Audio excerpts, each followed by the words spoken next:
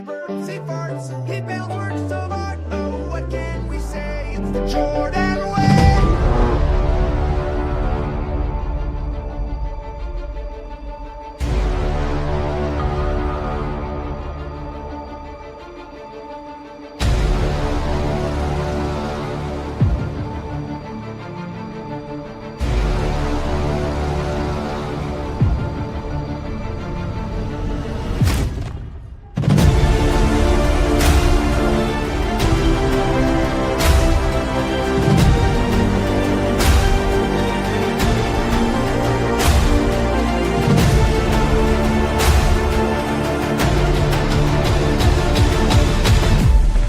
Extraordinarily dangerous.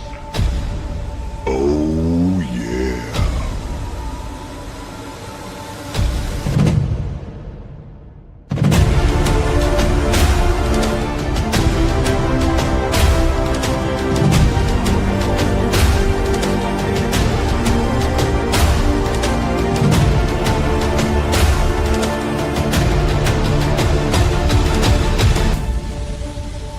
Time to do some sketchy shit.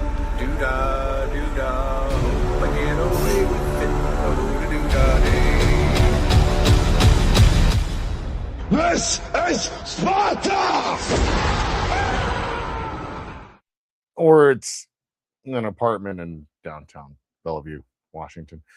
How's everybody doing? Welcome. Todd, that was pretty epic. The start to the stream. Chef's kiss.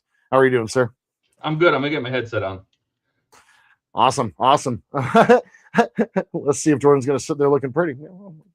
It's yeah. I mean, Todd and I are usually like, who's doing what at the beginning of the stream, and yeah, this is gonna be the last time with StreamYards. I did not know that basically Todd had done all the work for me because he's an amazing human being and set up Restream for me. And I haven't had a chance to like get in and like do anything with it yet. And so, well, thank you in advance. You're an amazing human being as always. I should have done something about that, but I did. Yeah, I should have probably just asked. You know, like Yeah, it was all there waiting for you. No, I know. But either way, how? I guess the question for you is how has it been? Sorry, Dawn was giving me shit this morning. So okay, I'll explain the Falcon. It is currently sitting underneath the bed, but it is like packed in, like, I got it packed for Wonderfest, and I spent like literally 6 hours packing it, like figuring out how to build the box and do all the stuff, and I don't want to unpack it. So I haven't had time. How's it going, Doug? Thanks for stopping by. I just the best freaking YouTube name. I love that. How's it going, AK? Hey, how's it going? So I appreciate y'all being here. It's like I got a lot going on already. So yeah, with the Falcon, we will get back to it. With work and everything like that, I am working a lot. I'm working late. And when I get home, I'm pretty spent. Yesterday, we hosted our first music night. So they hold like concerts at there's a concert series, and it's quite literally like right outside my restaurant. And yeah, yesterday we almost broke a sales record in the store in my first 3 weeks. And I wound up putting in 21,000 steps yesterday. And so I am like just beat, you know, going into work again today early because we weren't able to get everything done last night. You know, like it was just, I'm kind of beat. The days are longer. I definitely was slacking at the previous job and probably only working about 30 hours a week. You know, when I'm putting in 45, 50 now. But have you got paid yet? Oh yeah. Yeah. And how does that feel? That felt really nice. I bet it did. Yeah, well, you know, the pay increase is fantastic. It's not like world-changing pay increase, but it's a good pay increase, right? Going from tossing pizzas to flipping burgers. Yeah, so, but they're not just regular burgers. I looked at them. They are incredibly good looking, like high quality. Yeah. So we are like there's a lot of like high-end burger chains in our area, and we're pretty much one of the highest end burger chain. And it is a pretty no, I don't want the whole stream would be just me cussing and sweating. I know you guys would want to see that, but that does not sound like a fun Thursday. I got people bugging me to get on work on mine, but I got to the point where I have to mount the interior, and I can't decide if I want. I have all the Falcon 3D parts. I have all the pair graphics. I'm like, do I really want to mod the interior? I think I'm not going to put the interior in. I think I'm not going to do it at all. Yeah, I think I'll keep it out and do something else with it, maybe. Yeah, I mean, like once again, that's what we're going to be doing. So I will get it done this week. But so yeah, it's a really high-end burger restaurant, and it's busy. Like Zeke's was busy in its own way. In other words, like I would just slam out a ton of pizzas in the morning and then be bored the rest of the day. Here, like last night, we had a line out the door, a full dining room for 4 hours, and like we sold. I'm not going to go into sales because it's kind of astronomical, but I sold like 33% of my sales in booze yesterday. And needless to say, when we set a sales record, I came home and I was praying that I was not going to get pulled over on my way home because I smelled like alcohol. I get to kind of do my bartender stuff, which is really, really cool. Kind of schmooze with the customers. I didn't have to flip one burger yesterday. I'm rarely in the kitchen, but I have a million things to do. The restaurant has been poorly managed for the last 2 years or so. So they hired me to go in and basically do what I do best and fix things. And so it's going well. It's just tiring. I have, the regular 2 days off are finally happening. It's on Mondays and Tuesdays. So just my schedule's not quite working for streaming. Obviously it wasn't working before, but it's definitely not working now. Well, why don't you and Donnie stream on Mondays?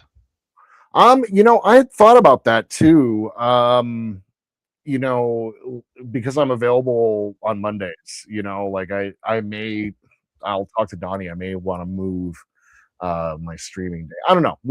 I'm trying to figure it out. Like Thursday is still good. Like I get a half day on Thursday. And it's because they're accommodating me for my YouTube channel, which is like A+. So, like I appreciate that because I was very clear with them in the very beginning. That this is really important. It is funny when there's live music, the amount of alcohol. So the summer concert series, there's going to be every Wednesday until 2 days after my birthday in September.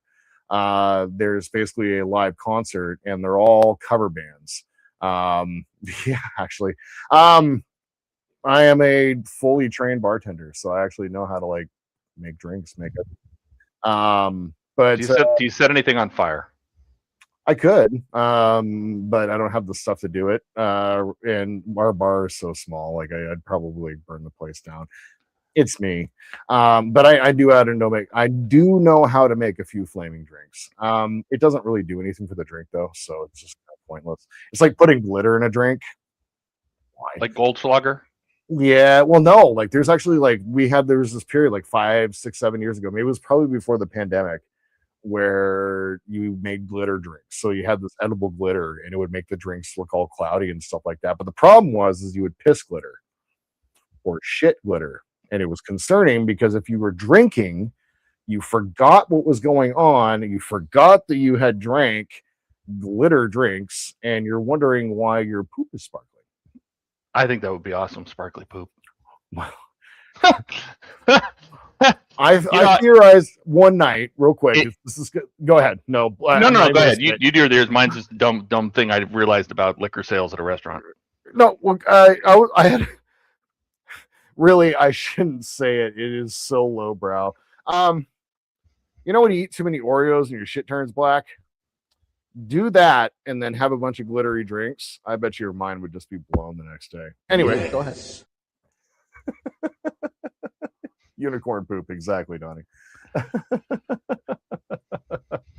What were you gonna say? Let's see. Donnie says I can't really stream before 8, but if you want to stream before him, so 8 his time is 6 p.m. your time. So you'd have to go from like 4 to 6 Pacific. Yeah, I could probably do that. Feed right into Donnie, and then you have the rest of the night off. Sounds like kind of a good idea. Donnie, let's chat. I think it's definitely something we have to think about, like just trying to prioritize time, you know. So yeah, the only thing I was going to say is a good restaurant that has a bar, a good portion of their revenue is the bar, right? They make a ton of money on alcohol sales. Yep. And the fact that I remember when we went to your old place and me and her ate and didn't even know there was alcohol. We walked past the bar, but it's empty. Yeah. And even at night, you're like, yeah, there's really not anybody in there. And I'm thinking, yeah, they're just missing out on such an opportunity that they're not taking advantage of, having a bar that's not making money. I know. It's just ridiculous because a bottle of liquor pays for itself in 2 drinks. And you're going to get several out of it. So, still talking about restaurants and this. Well, on that front, thank you, Andrew. One of these days I'll chat more about it. But yeah, it's fascinating. It's fun. But it's it's tiring, so that's why I haven't done it. I will get the Falcon out. I do want to get that work done because I do want to finish it, because I want to get this model. We got all ready to go here. I got my soldering iron, everything's all fired up and ready to go. I want to get this one done, and I want to get the Falcon done so I can start the next model. So that's really important to me. So I'm going to go ahead and share. So AK last week, I think it was AK last week, was he's like shaking my head. You're not testing shit before you're installing it. And sure enough, I had some bad wiring. And I went through and completely rewired each one of the nacelles and got them reattached to their pylons. I very, very carefully separated everything out. Cleaned up the glue job. I actually used ultra thin, and I just very patiently went through and glued the pylons together and all that. And then I went through, I removed all of the electronics. Like it was so bad. When I opened it up, I was using super glue to tack the wires down, and so they were all broken. Like the other nacelle didn't even work. So I basically went through this week, and the only modeling that I did besides doing some reviews and stuff like that for the next video. AK, I know, I get it. And honestly, I thought about you, like your comments rang in my head because I know better, but when you're streaming, you kind of forget. So Andrew says, just say the Falcon is done, then in 20 years, drag it back out, make a bunch of changes to it, add a floppy-eared alien to it, and call it a prequel. Yeah. Huh. Right? You could paint it like Lando's, put some extra parts in it. Yeah. Well, no. So with the Falcon, to go back to that, it is done. But I have more than I want to do. There's more than I want to do. If I have another year to get it to Wonderfest, I'm going to do a little bit more. It's only going to be a few streams worth of work, because everything else is done. So we're next time when we come together, we're just going to come together. Ew. Space dock. This is Dockyards. Space Dockyards. Yeah. The next time on the next stream, good lord. I poop from there. Good lord. Jesus Christ. All right. So yeah, we'll be basically taking the Falcon apart and then ripping out the interior, because I am going to be taking out the interior, and we're going to start putting the landing lights in, and then I'm going to be doing a slight cockpit modification, and then we'll build a smoke machine and install that, and then that'll be it. So it'll probably be about 3-4 more streams.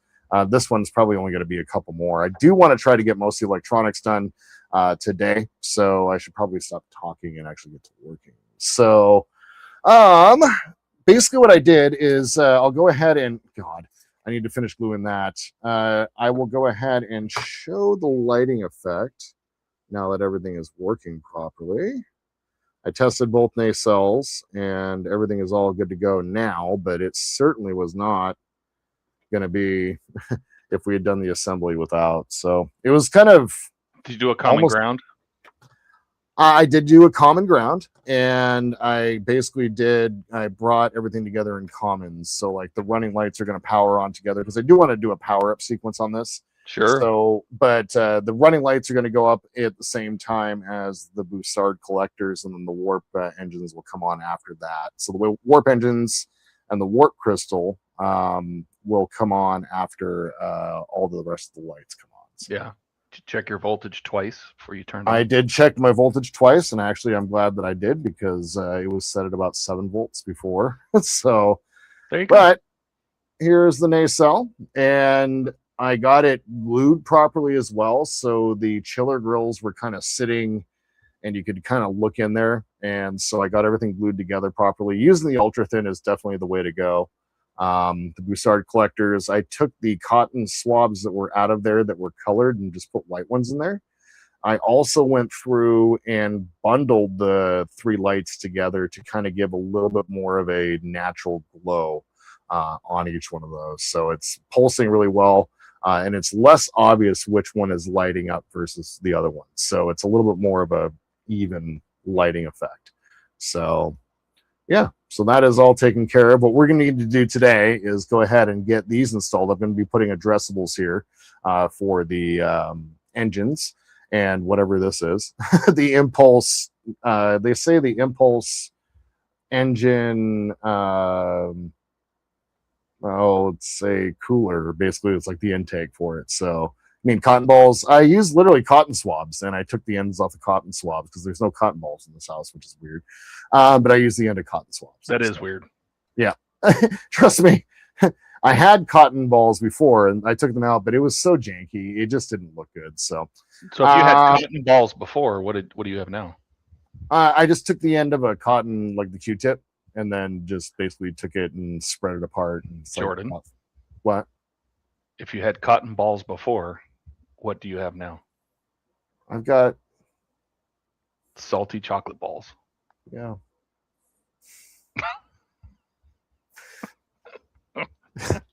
I'm being serious for once. Yeah, what's that all what the about? hell? What's that? I know. What's wrong with you? I know, seriously.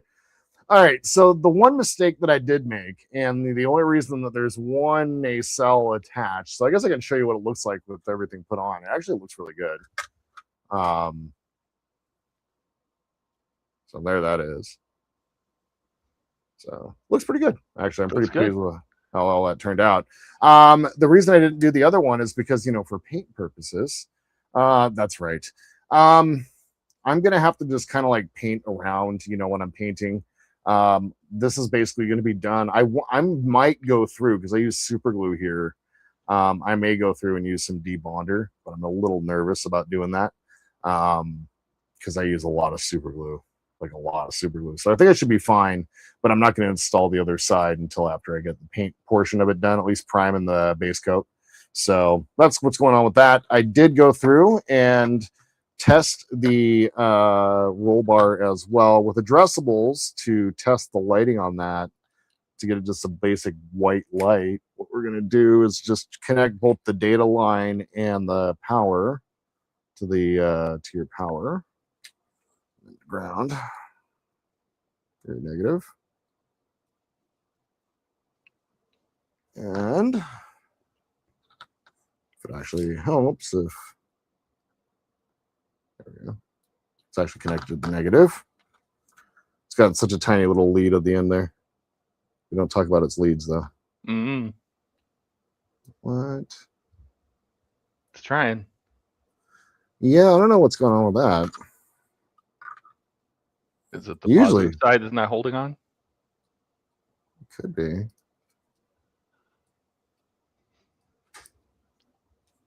Hey. Yeah, that's not good. No. That's not good at all. It did flicker though. Yeah, it's trying. It does light up. It's just like is that wire broken somewhere? There it is. No, you know what I think it is? I think it's this. Oh, maybe it's got a bad wire inside. Yeah, I think this thing has finally had it. Oh, that sucks. Anyway, it does work. We'll get it plugged into an Arduino next time that we come back. But this does work. It is going to run down through this side. So I did add an extra port to go ahead and run it down and through. The cockpit area basically comes up to here, so we have the entire back area for electronics. Part of me doesn't want to use the one of the, what are these called, jumper boards, or what are they called, terminal blocks, I guess, for the Arduino. Mm-hmm. Part of me doesn't want to use one of these for this, but I also just might, so I'm gonna figure that part out. I mean, soldering is best if you're going to leave the Arduino in there. Yeah, exactly. If it plugs directly into the Arduino, it's called a shield. Right, exactly. Right. So the pins of the Arduino go down into that. Yep. But it's always best to solder it to it. Yeah, solder it to it. Got it. Like versus like using this is, instead of using just plugging it and screwing it in, you're saying solder is better?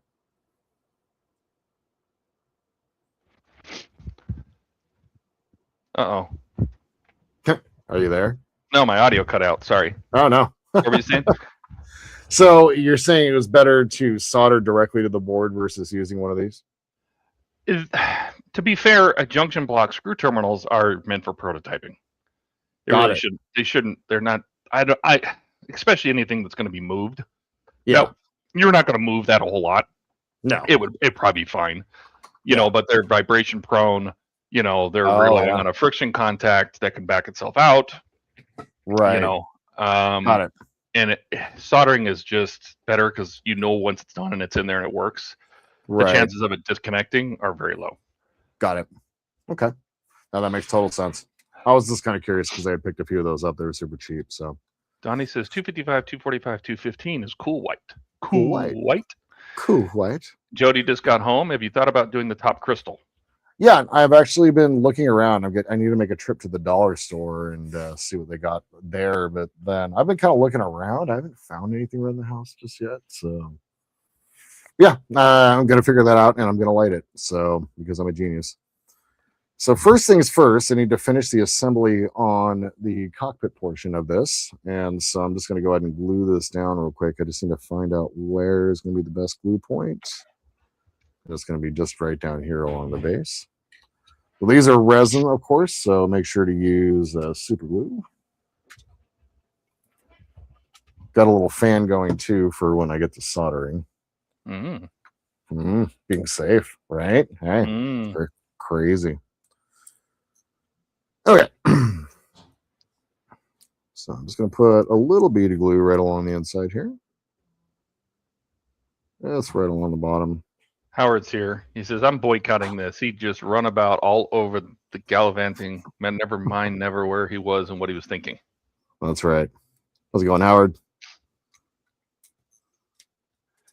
I think he says no respirator. Right. I mean, if I soldered every day, I would wear a respirator. But yeah, I solder so infrequently. The amount of lead I'm going to get there, I'm getting out of the tap water. So yeah. And really, the biggest thing that I'm finding with solder is just don't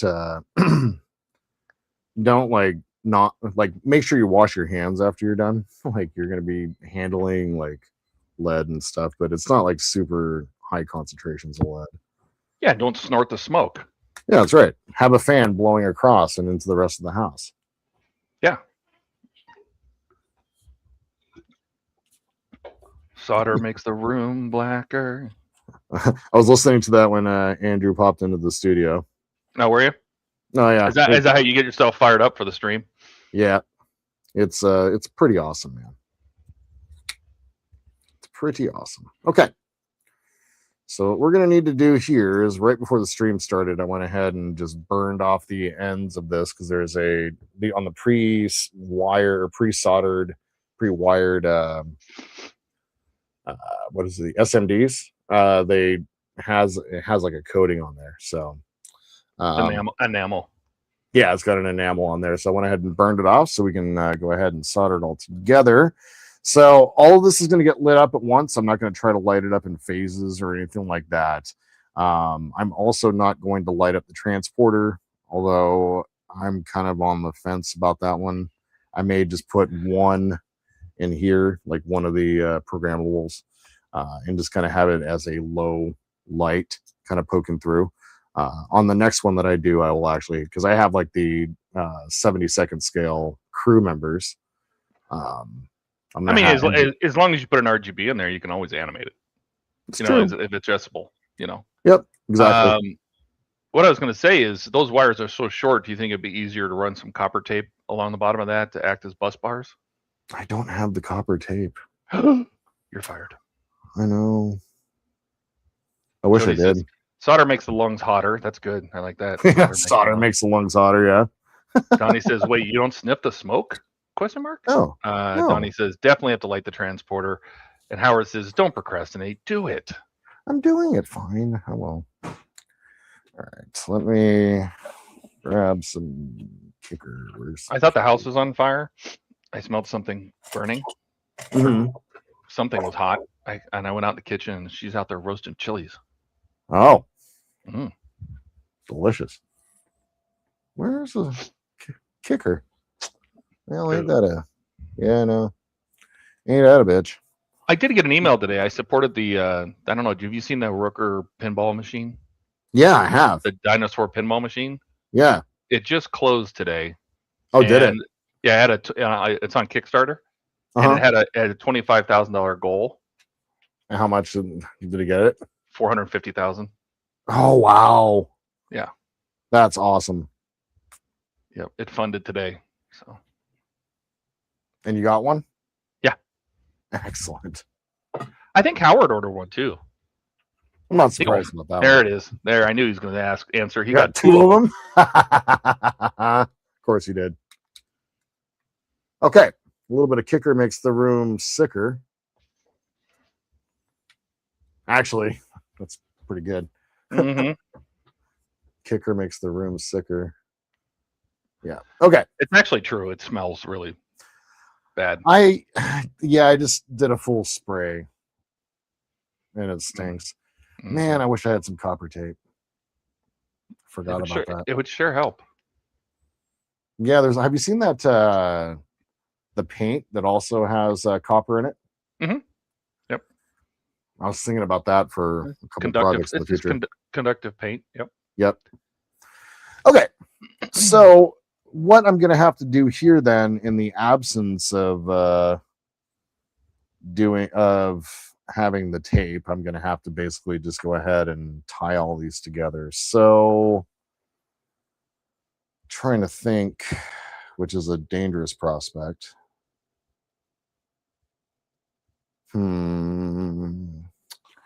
So, I mean, if it was me, I would try to route. I would use bare wire, like bare wire, and get all your negatives. So you're making your own kind of bus bar, and it'll make it a lot easier because you can solder the wire anywhere along the wire. Oh, I see what you're saying. Yeah. Right, and then because you're gonna have a tough time, like you can bring the two on the left together and the two on the right together, and then bring those to branch back to the other one. You're just gonna be soldering all over the place. I know. That's what I'm just like, oof. But you can also take, like I said, you can take just a regular piece of wire and like get all your grounds together, and you can just solder right to that wire. And then with the like a positive is we either can burn away pieces of the solder and tie the wire to it, or cut away the insulation. You know, cut away the insulation and wrap the wire around it and give it a solder point. I did the wrong way, which is try to bring them all together in one big glob and solder them to a wire, and that's really not the best way to do it. Or check this out. I get some copper tape and we do this next time. Well, you know that aluminum tape works too, right? Does it really? Sure. It's metal. Oh. It's low voltage. You can try it. See if it'll work. Okay. Just need to cut out small strips, right? Okay. Let's see. Howard says there's another like it. I think he's right. I think there is a second pinball, like wood kit. It's like it's like a wood kit, like a wood puzzle. Right. Like the Book Nooks. Donnie says, does it actually pay pinball? It does. It's fully electronic. It's all wired up, has lights, has bumpers, has all sorts of stuff in it. Howard says, I don't know about Lego pinball machine. What? No. Can you imagine how angry you'd get with a Lego pinball machine? You get mad at it and then you'd slam it on the ground and it would shatter into 1,000 pieces. Jody says you can't solder the silver tape. I tried. Oh, boo! I bet you boo. Bet you can with different solder. He's going to try copper tape on the triadic roll bar for power. Excellent. He says, I meant the Roker when I looked it up. That's cool as hell. Yeah, here's the link for it. If you got, are you okay with me posting the Kickstarter? Of course. There's the Kickstarter. I'm always fine with that. Howard says, I think it's plastic, the Roker. You might be right. I don't see the same notches and stuff in it that is normally wood. You know, and they usually has tabs and slots and all sorts of stuff. I think this one is literally you just assemble a pinball machine. How big is it? Hard to tell. I'm sure there's a measurement on here. Let's see if it says anything. All right, I'm gonna try giving this a shot. Like, I'm just gonna try giving it a shot. Yeah, Jody, not that I doubt you. I just want to go ahead and try it.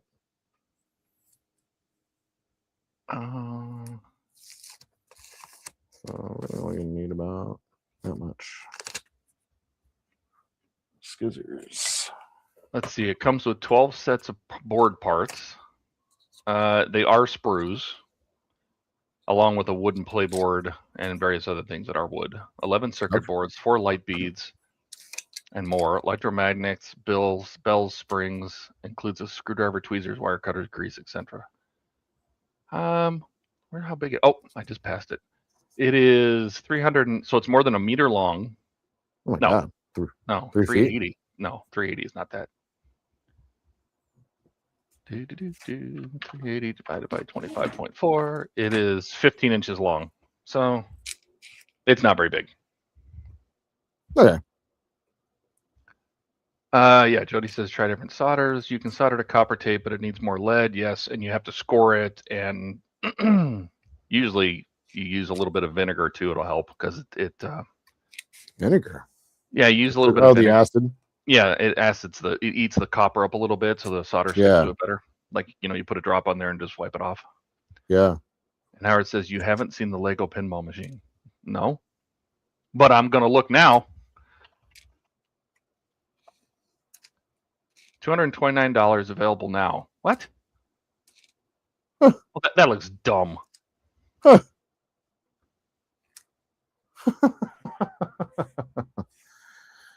One is tiny, and two, I'm going to break that thing. No, pass. It's I am going pieces. to practice soldering on not this. Oh, do you think it'd be a good idea to even try soldering though to the cast resin? It'll have a high temperature resistance, but it'll melt. Maybe the bus bar might be a way of going it, but I don't have much room. Like this needs to sit like flat. Well, and that's what I mean. Like if it needs to sit flat, that's you even have to be careful about your. But you could run the bus bar around the edges, for example, right around the sides, and just tap each wire. This is like the thing is like everything's going to have to pretty much will sit flat. I have basically enough room to. What my thought is just run a wire out back and then tie everything together into just one lead. You can do that. You can extend those. Yeah, because like I have the 30 gauge wire and I have just about that much. I used what is it called? One of those a gapper, and I have about 30 mils. So all right, well maybe that's what you got to do. Well, I mean, Yep. Just, I'm just trying to think, like, which is scary. I know. Don't burn yourself. I know. All right. So what we're going to do is we're just going to run wires off. We're going to run them all back here. We're going to tie them into a common ground and common positive back here. Because I have so much room back behind here. It's unreal. So, okay. Let's just do that. I don't want to sit here and... Let's see. Jody says you have to. Yeah. I'm on the fence with the basilicas. It's $800 for 12,000 pieces. Yeah, I'm looking at it right now. So they have the Sagrada Familia, the church. Oh yeah. Which would be very repetitive and have lots of spires. That famous church, and I think it's in Barcelona. And it's never done. I guess they've been building it for 700 years or something, and they haven't finished it. Oh my God. But it does have 12,000 pieces, and it's $800. I don't know where I'd put it. I'm looking for seeing what kind of stuff they have. An ET? No. Where's the new stuff? Mandalorian Zen 1. Oh, really? Uh-huh. Oh. An upscale Darth Vader figure. Where's all the good stuff? This is all dumb stuff. A Pokeball. Pass. Oh, the Pokeball that opens up. Yeah, I saw the Mhm. price on that too. I'm like, A regular Hmm. pirate ship? No, I'm gonna put my Black Pearl together. Fast and Furious Charger. They already made a Charger RT. That must be a smaller one. Oh, they have a cool skyline of the Big Apple. That's kind of neat. A smart plate Darth Vader TIE Fighter. They have the Shield Helicarrier. Oh, they do. Ooh, it's $400. Oh,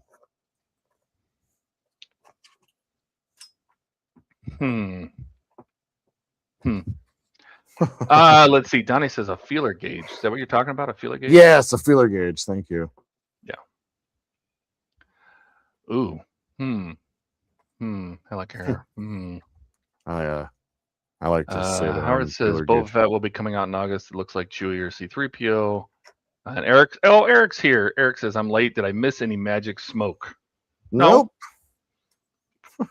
Not yet. That's for Eric.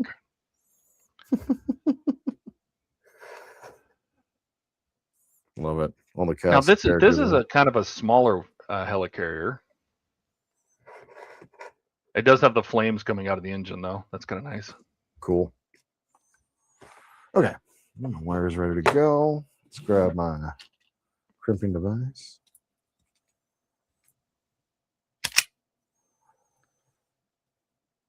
Do I need all the fun stuff? Yes. I don't know what it is, but the helicarrier. Yeah, the helicarrier. Yeah, comes with 6 minifigs. Bunch of people dressed in black.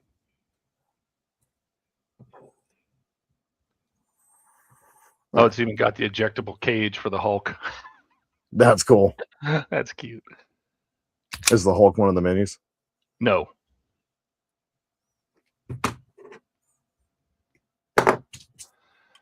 It's sort of kind of got a bridge. I guess that's what that's supposed to be.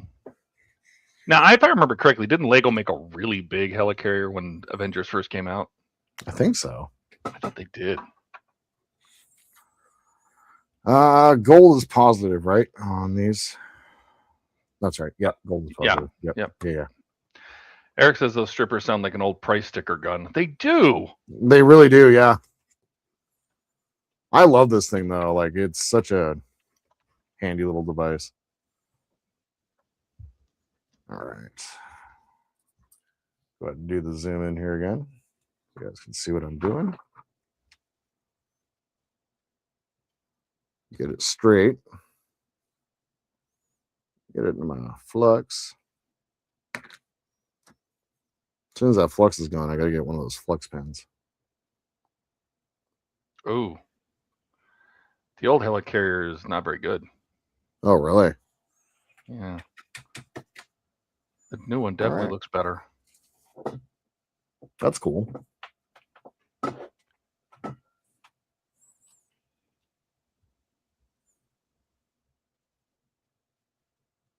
You know, I think when they redesign things, they do a lot better of hiding the studs. You know what I mean? Yeah. Donnie says, have you tried the Bukasu sander? Looks like almost like your rotary tool, but it works way better than the disc bay. No. Bukasu makes a sander? Now, I'm also curious. Bukasu cordless pen sander. With the knob. Oh.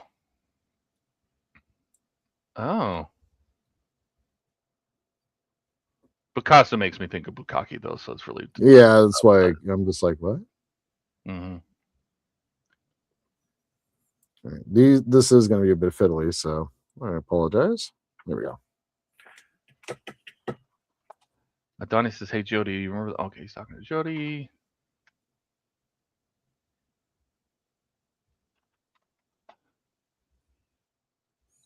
They do have a sander.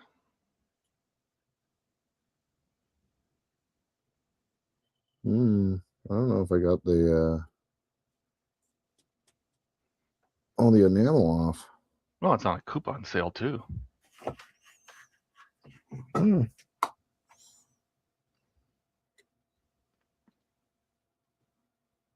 Yeah. If part of me is like, move on. This might be good for me to do in my free time because I'm going to be fighting with this wiring. He says the Yeah. sander's awesome. Donnie says, "Did you flux it?" Yeah, I did. And I got that one in. This isn't a great solder. It looks like a cold solder. Oh no, it's fine. There we go. All right, we're fine. We'll do the next. Yeah, no, flux is the way to roll. No one gives a flux.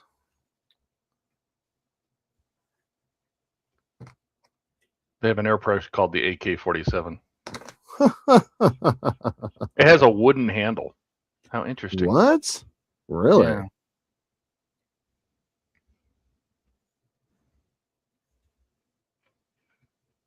There we go. So it's a pistol grip. It's a pistol grip. Pistol grip. And it's really? only $45. Really? What? So they have an airbrush kit with a spray gun that has 0.3, 0.5, and 0.8 needles, 3cc, 7cc, and 11cc fluid cups that are replaceable. And you basically can choose what kind of wood you want. What? Wow. Yeah. I wonder if it's any good. They have 2 different kinds of walnut and 2 different kinds of what looks like pine, maybe. Interesting. Eric says free time. What WTF is that? Exactly. Not as much. long as you don't flux it up. Well, says, hey guys, this is me. Yeah. This is me. Howard says the Hozo Neo Center works to saw attachment set you can get for it. That's cool. Donnie says flux both ends and then pre-tin them. They will solder so much easier. That is true. Mm. Thanks for the tip. Will do. Huh. Wonder if these are any good.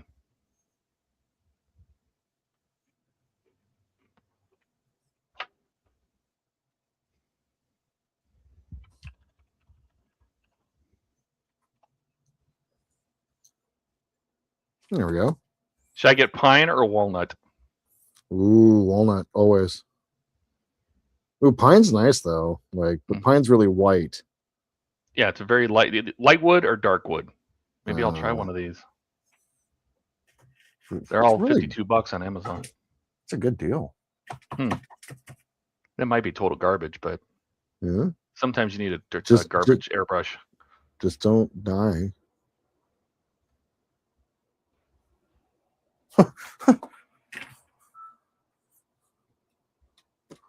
Donnie, that worked perfectly. Thank you. Great tip. Light pine, just for fun. Great tip. The pre-tinning and fluxing it up. That's right.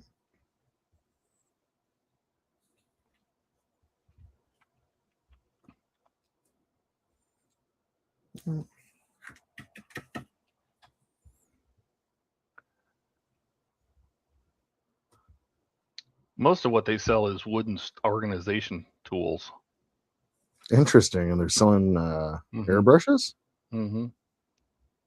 That's weird. They have airbrushes and then the pen sanders.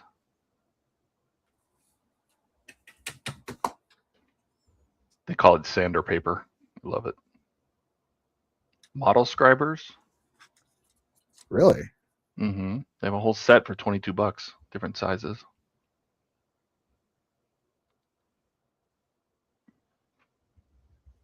And the needles. Beautiful. Are you breathing it in? Lacquer makes the room blacker, for sure. No, I have a fan blowing across. I was thinking ahead. I know. Scary. What's that smell like? My thoughts? Burnt popcorn. Toast. Howard says I did that little solder project for a simulated car. Be a woodworker and just make your own wood handles. Mm-hmm. I don't do that. Donnie says, well, I might have soldered a wire too. Mm-hmm. Yep. No, Donnie has taught me a lot about soldering, and so has Todd and Ian. And the OmniFixo. Oh, best thing ever. Makes you a competent solderer. There we go. Beautiful. All right.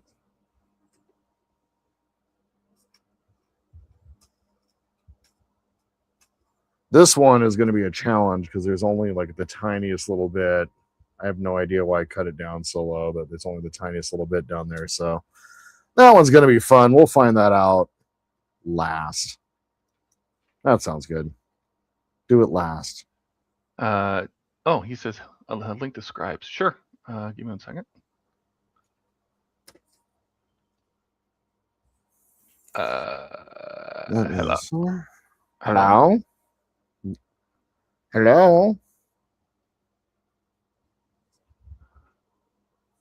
Started watching Reacher. It's a pretty good show. It's kind of surprised. Oh, it's not a set. You have to buy each one individually. Oh, really? Yeah, I thought it was a set because they showed a picture of all of them. I think they were just explaining all the sides. But they're $22, and they go from 0.5 down to 0.3, down to 0.2, down to 0.15, down to 0.125, down to 0.1 millimeter, all the way down to 0.075. My goodness. Jesus. Anyway, so I'll grab my link, and I'll throw it in the chat. You guys can go find those. Let's see. Eric says, sweet. Fan Home is sending me Vader Pack 10 plus all the previous missing changes. Am I dreaming? Well, maybe they finally get their place sorted out. You know what I mean? Oh, Back finally got to me about Kit, and he's like, yeah, we see that it's all due, but we'll get it to you when we get it to you. And I'm like, oh, thanks. Great. Really helpful. Eat dirt. It's like, dude. Let's see. I linked those. So we got that. Andrew says he's back. The kids are in bed. Are those lights on the correct side asking for a friend? They are. Yes. Thank you. It was. Says, yeah. Go ahead. It was Andrew that pointed out to me. There were the red sides on the left, green on the right. Well, yeah, for Donnie it was, but no, it was. What happened was when I originally built this, I had the nav markers on the interior versus the inboard versus the outboard. So I had them reversed, and he's like, he messaged me and he goes, before someone else points it out to you, you might want to fix that. So I did. I've taken apart those nacelles 3 times now. So fun. But every time you're improving them, right? That's correct. Okay. So it's not I'm actually much happier with the electronics inside. Everything still worked. But all of the main wiring was bad. So I just went through and cut all the wiring down to where it wasn't bad anymore, ran extensions, tied everything together, and ran it out, and then bundled it. So it's fairly simple and straightforward, but it took me the better part of like 6-7 hours to do for both nacelles because I had to very carefully pry them apart. I was going to say something dirty. Uh-huh. Say it. What? Say it. No. Oh. Like if your girl doesn't take a shower afterwards, get up. Oh, yeah. Yeah. Ever open a grilled cheese sandwich? Mm-hmm. Like pulling up a grilled cheese sandwich, yep. That's right. So bad. So bad. Ew, that's gross! It's normal. I did talk to somebody interesting today. So I made a post about Airwolf, right? Because we're trying to decide what color the top should be. Yeah. Because there's kind of ongoing thing in the community about it, whether it should be gray or if it's supposed to be a dark green. Right. And didn't Andy let Wayne know the color? Yeah. I mean, he basically said it's a very, very dark green. Yeah. But I was talking. I had Mark Kogan actually reached out to me, who some of the pictures that I found online were taken by him. Oh yeah, that's why I recognize the name. Yeah, Mark Kogan. So he worked at Jetcopters when Airwolf was being filmed. He was like 17 at the time, but Peter Senior, the guy that started Jetcopters, was his neighbor, and gave him like a little interning job, right? So he would run and get Cokes for people, and he'd help the pilots get put their stuff away and things like that, because that's what Jetcopters did. Their whole job was for film and movie production. They provided aircraft and pilots. Oh, cool. And Jetcopters owned the helicopter that was Airwolf. Oh yeah. And he reached out to me after I posted that. He's like, I worked there, and I don't remember ever seeing it green. Really? But what we did learn is that during the off season, they had to keep making money. So Airwolf the helicopter didn't just sit there between seasons. They took everything off of it and used it as a normal helicopter. And so it got repainted a few times. And crazy.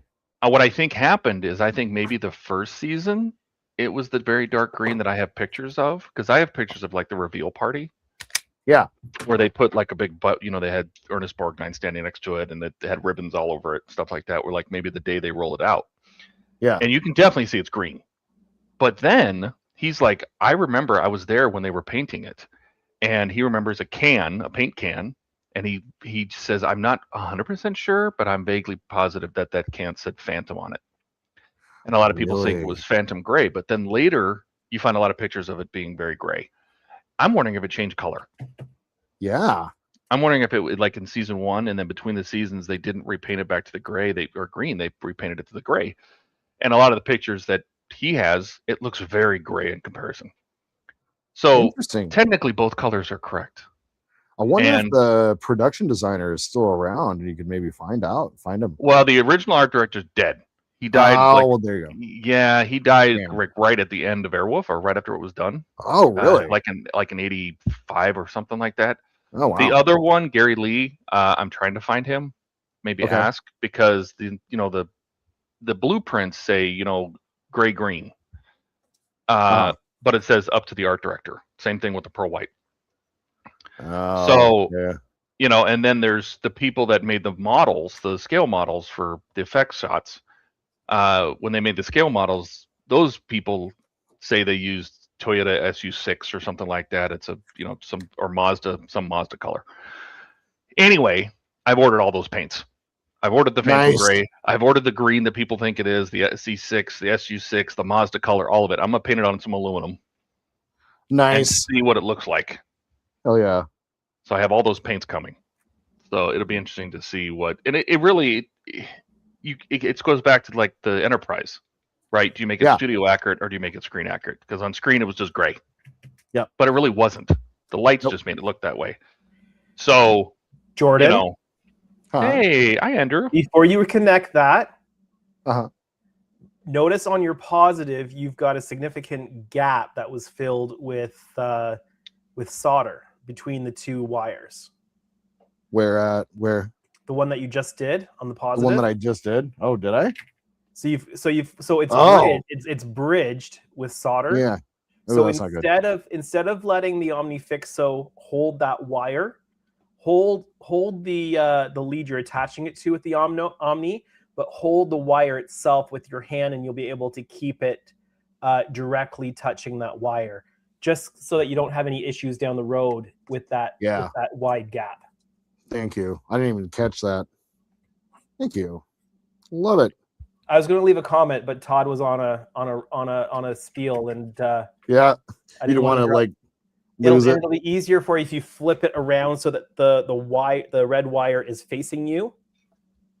And and you're putting it up towards that lead. That makes sense. And you'll get a much cleaner solder with less issues down the road. Thank you. Because we don't want you to have to tear it open and fix something. Oh, you know what I'm not going to do with this one? tear it open and fix something. The next runabout that we do in a few years' time, yes, but not this one. Now, to be honest, I did think about putting that in a comment, and then when Todd went to read it, just read it out myself and make you think that we had.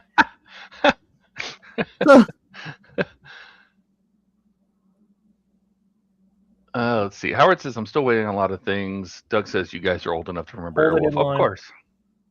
Yeah. There we are. Nice. Donnie says, that's what I keep trying to tell him, Andrew. Just hold the wire. Yeah. Hey, that actually worked really well. Andrew to the rescue. Jody I love it. And I'm assuming you're putting shrink tube on that? I am going to shrink tube all the way down, at least for as far back as I burned. Yes. Yeah. Yeah. Cool. I have just enough room. All right, I'm out. Well, thank you, sir. Andrew. I appreciate that tip, like, greatly. Seriously. Yeah, you just want to avoid those balls of solder bridging the two wires together. Yeah, I didn't even catch that I was doing it. That's the problem with streaming, and as we've talked about before. Jody says, who shined the maple leaf signal? Called Andrew in. Nice. And honestly, like, look at that, holding it like that worked so much better. But Ken's here. Hey, Ken. Hey, Ken. How you doing, buddy? Donnie says, that was hilarious, Andrew. You had me and Jody confused for a minute. Yeah, he was helping them in the studio. Good times. They forgot. I was in the studio at the before the stream started, and then they forgot I was there. Oh, nice. That's hilarious. All right, I'm going back to watching. Okay. Take care, sir. buddy. I appreciate Thank you. Oh yeah, definitely old enough to remember Airwolf. Not clearly, but definitely old enough to remember. It's definitely not one of those shows that I've gone back and watched. No. Well, you know what I'm doing now is I'm looking back at the pictures that he took, and I'm color correcting them. Mm-hmm. And man, some of them it looks like it has tinges of green, and others it doesn't. But what I understand about even Phantom Gray is that Phantom Gray in bright light, the flakes would give it a blue-green appearance. Right, because Phantom Gray is going to have a little bit of blue-green in there as part of the chip. In order to I mean, I have the color set up like how you mix that paint. They don't technically make that exact paint anymore because it had so many volatile compounds in it. Probably got outlawed in the 90s. Yeah. But there's a GM equivalent, that's just made with, probably water soluble crap. Right. Yeah, it's very hard to watch, especially when it's all these sad parts of him playing a cello in the cabin. But the action scenes. He played a cello in the cabin. Michael, Jan Michael Vincent. Yeah. Oh, what a douche. Is he by himself? Yes, he's all sad and he's playing cello to the Eagles. Oh, to the Eagles. Oh God, back when you can get away with copyright stuff like that, like on the remastered Knight Rider, there's just like generic songs and you see Michael kind of dancing and stuff like that, and it's like, oh yeah. Let's see. Eric says Andrew preventing magic smoke since 2026. That's right. That's right. Howard says they used the same Bell helicopters to try and rescue people during 9/11.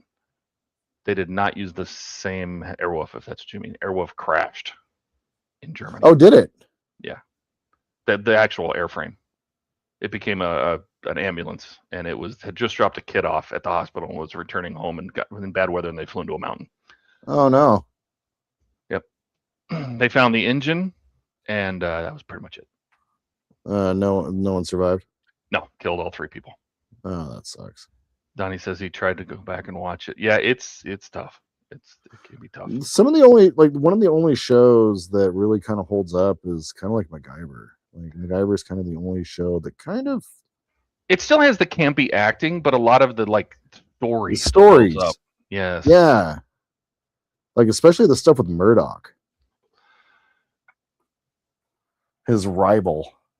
Yeah.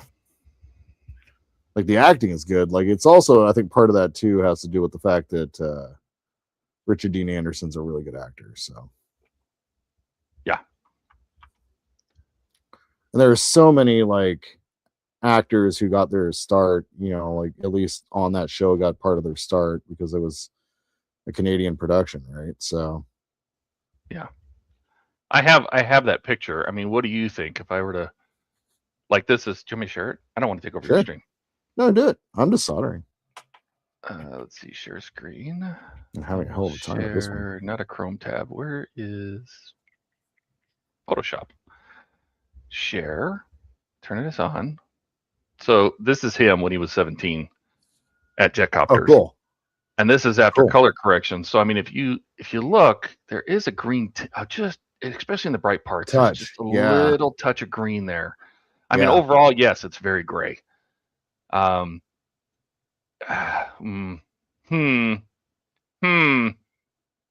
I've been going through and grabbing screen captures of the actual show, Mm-hmm. you know, to see what it looks like in daylight, you know, things like Mhm. this. And it really does look really gray.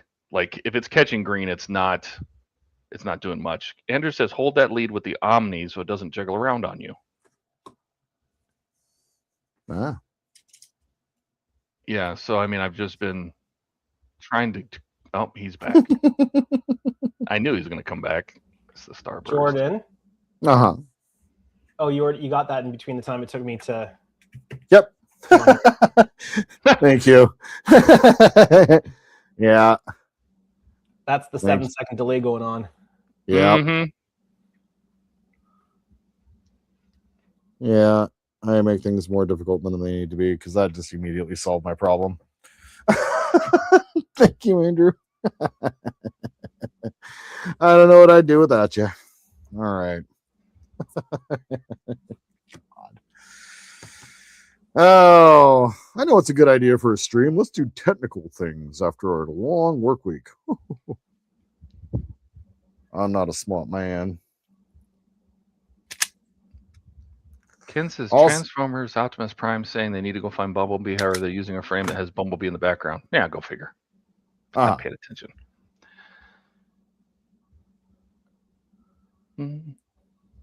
Now I have the song in my head. Like go in my brain. There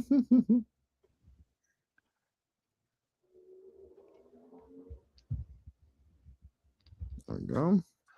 I just find it interesting that people are coming out of the woodwork. You know, I posted that, and now we're talking to Andy, and we're talking to people that work at Jetcopters, and I've reached out to Clark Van Houten, who actually owns the body panels that they took off of Airwolf. He's out in Florida. Really? Yeah, I mean, just things like that, and I'm trying to find Gary Lee, just try to find all this stuff. Yeah. Oh, Ricardo's here. Hey, Ricardo. Hey, Ricardo. He's joining us with that awesome logo. I really like his new logo. Yeah, so yep, Jordan. Come on now. Get it right. Face it towards you. You only got to do this 4 more times.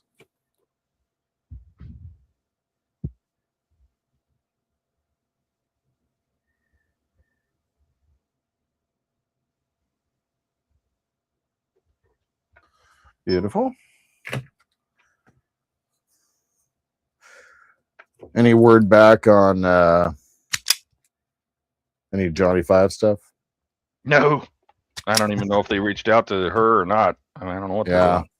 Yeah. Oh yeah, because all you did was your part, and then it's all up to them. My now, part, right? my part was to get them, touch base. That was the Yeah. whole point, was to get them a contact that they could at least reach out and see if they could even get licensing. Yeah.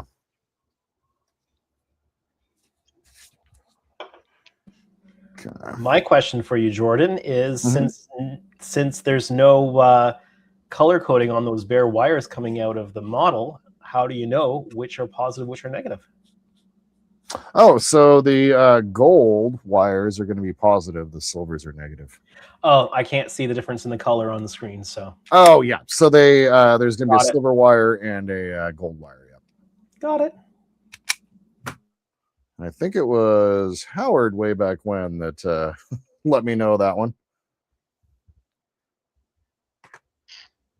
possibly, or Donnie, one of the two. You remember they used to make speaker wire the same way? Yes.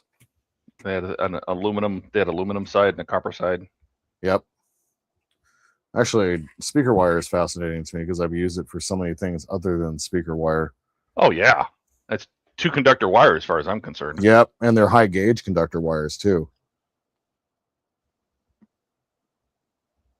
I like to clamp my nip. Did you guys hear that? What did you just do? Nothing. What'd you just do? Nothing. No, I said things. no. Right. That's right. This is a train wreck.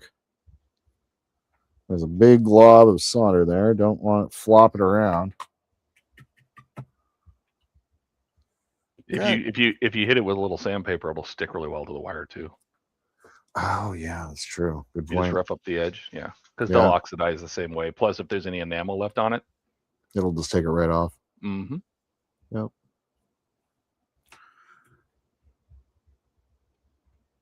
I can't remember. I was watching a video the other day of a guy who was just starting out building models, and kind of like Jody, he's kind of using the tools that he has, and it's kind of fascinating. And he's like doing tanks, and he's using his soldering iron is one of the automotive soldering irons, so it's got the torch inside. Oh yeah, And the poor guy found out why you don't want to use a torch. Mm-hmm. He melted his model. Like, Mm-hmm. yeah. When you're Very hard soldering to iron, control the temperature with a gas one. yeah, especially when it's like there's no way of like knowing exactly what the temp is exactly. Like it's, oh my god, I felt so Kevin. bad for him. Ken says it's the Jordan way. Does that mean we have to It play is. it? Keep Yeah. her Mean. parts. He builds words of art. Oh, what can we say? It's the Jordan way. Let's see. Howard says brass is black, silver is white or neutral. Brass. Hmm? I don't know. Donnie says he always uses sandpaper to remove the enamel. Yep. Mm-hmm. And Howard says, "Can you do camera USB to HDMI to the computer into the computer video capture?" That's what I do. I literally have USB dongles that have Yep. the HDMI cable inputs on them. Yep. That's it. That's how I bring it in. That's all you got to do.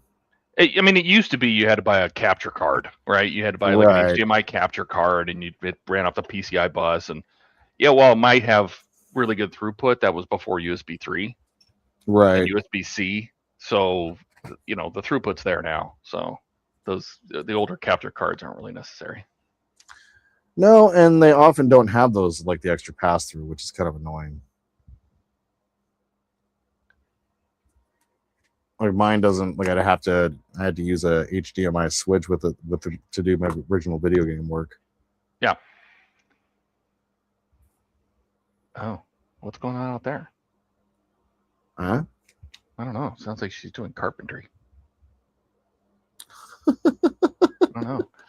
All right, I have one more picture. Let me show this one. Yeah. This is literally from the pilot. That's gray. That's gray. It might have a little bit of green here and there, but that's gray. Yeah. And I think that's what people are going to remember it, regardless of what color it actually was. This might have been color graded. I'm sure it's shot on film and stuff, but Right. to your eyeballs, it's gray. Your eyeballs. Well, and that goes back to that studio screen, right? Yep. Which one do you want?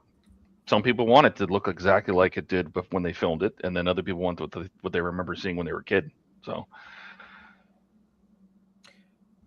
Jordan, if the wire's getting a little bit too hot for you to hold, or you need to hold it closer and you don't want to burn yourself, a pair of tweezers is your friend. Oh yeah. Thankfully, it's not happening too much. I do have a pair of locking tweezers though. The tweezers are. I see you've got some LED strip segments up there. Yep. So the tweezers are really handy for soldering the wires to those small pads on those LEDs. Yeah. Yeah, those are kind of a pain in the butt to solder. So, where did my red wire go? Hello? So those are far easier than those 2mm chip strips. Oh, God. Yeah, I can imagine. Oh. Don't you have to solder those from the back, don't you? Yes, you do. And there's in the span of probably not even half a centimeter, there's 3 pads you have to solder. Yeah. Like I was watching Donnie do that. I don't know how you solder to something that small. The pads are just, I mean, to not cross connect them and short them out. You know what Flux I mean? is your Yeah. friend. Flux is your friend in that Flux, instance. yeah, no kidding. Flux is your friend. Howard says brass gold. God, don't wire a house. No, pretty sure they're not using brass wire. Ken says, I did get my new glasses tomorrow, and I can see much better now. Nice. I did get my new glasses tomorrow. And can see much better now. Okay. Ken, are you feeling okay? Yeah. Howard says, get ceramic locking tweezers. I post them in Discord. You don't need necessarily ceramic lockers. If you get aluminum ones, or steel, because they act as a heat sink too. That you can always tell if it's a soldering tweezer because it'll have wooden grips. Mm. So it can sit there and get hot and doesn't hurt you. So. Yeah, I've got you got me those ceramic locking tweezers. Mm-hmm. I was going to say Ken's been using his TARDIS again. Yeah. Jody says Ken has a time machine. Oh, he says I got my new glasses a few days ago and can see much better now. There you go. Oh, that's good.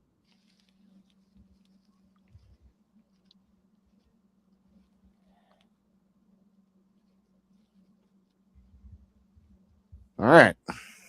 That tedious ass work is done. Now we need to go ahead and throw shrink wrap on the ends of Now, all. look at the difference between those solders you just did and those first ones over there. The big globs. Yeah. That one's good, but yeah, it's this first one. Honestly, I'm probably going to redo that real quick.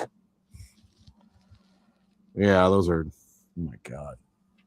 Yeah, this guy coming in, saving the day. Being like, you could do better. And you're right.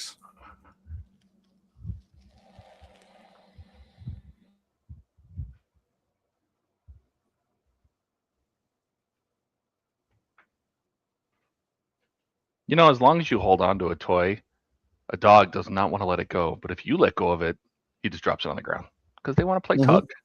Mm-hmm. Don't you? Penny's playing tug of war with me right now. Do you want me to throw this or not? See, if I let it go, then she hands it to me. Really? Oh, how's the lab work going? Excellent. We're making very, very good progress. Yeah, I'm getting rid of like 2 boxes a day. Really? Yeah. Excellent. Great. And I'm starting to figure out where things are going to go. And Ian's convinced I'll never fit it all in here, but he doesn't know how I pack things. So Todd, if any of those boxes you are getting rid of include things like 3D printers or sci-fi model kits or anything like that, I know where you can dispose of those. You need like a Rebo 3D scanner and you know where to go, where to send that stuff. Well, it's like I think I'm gonna put my Cobra 2. I think it's gonna I think it's a Cobra 2. It's gonna end up on a ceiling shelf because I barely ever use it. As soon as I get mine fixed, I really want to get my 3D printer fixed. As soon as I get it fixed, I'm gonna basically just put it out on a cart near the in my living room, basically near the door, so I can just like. Well, I saw what Donnie outside. did. He's got a tent that his 3D printer goes inside of. Oh, really? Yeah. Yeah, that's cool. Did you see the new indoor paint booth that has a full built-in filtration system? Waterfall. No. I want to get one bad. What? You'll have to Really? link that in Discord. Yeah, it's got a big hole filtration system on the top, so you can use it indoors. It was on a Kickstarter for a while, and now I think you can actually buy it. It's about $450 though. But it's a actually not too bad. waterfall. Yeah, it's a waterfall indoor paint booth. It's pretty good size too. Let me see if I can find it.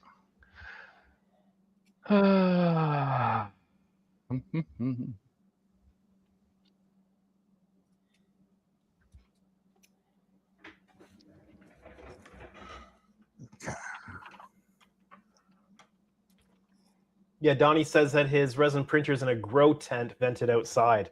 That is a really, really cool idea. Yeah, it is. Grow tent. Who'd have thought? Because I saw it when he was showing off his workspace on the stream the other night. Mm.